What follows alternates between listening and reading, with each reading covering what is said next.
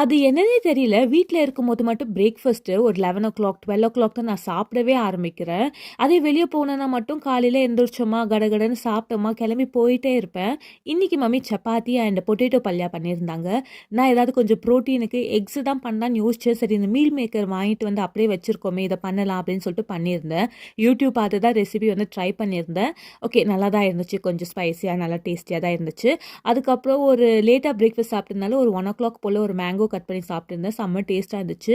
நான் வந்துட்டு டீ எல்லாம் குடிக்க மாட்டேன். பட் ஆனா இந்த பிஸ்கெட் சாப்பிடுற பழக்கம் எனக்கு இருக்கிறதுனால, அந்த பிஸ்கெட்ட மட்டும் டிப் பண்ணி சாப்பிடுறதுக்காக டீ எடுப்பேன். அதுக்கப்புறம் நான் அப்படியே வச்சுருவேன். என்ன மாரி யாராச்சும் இருந்தா சொல்லுங்க. காஃபி, டீ அதெல்லாம் குடிக்க மாட்டீங்க. பட் இந்த டிப் பண்ணி சாப்பிடுறது பிடிக்கும் அப்படின்னு சொல்லிட்டு. எங்களுடைய பேக் யார்ட்ல இந்த கோவக்காய் செடி வந்துட்டு ரொம்ப நாளாவே படர்ந்து கிடந்துச்சு. நெறைய பூ விடும். ஆனா காயே பிடிக்காது. ஆல் ஆஃப் சடனா இன்னைக்கு சும்மா போய் பார்த்தா, அங்கங்க காய் தொங்கிட்டு இருந்துச்சு. எடுத்து பார்த்தா கிட்டத்தட்ட ஒரு 1 கிலோ போல இருந்திருக்கும். ஆனா பயங்கர கசப்பு. அது ஏன்னே தெரியல.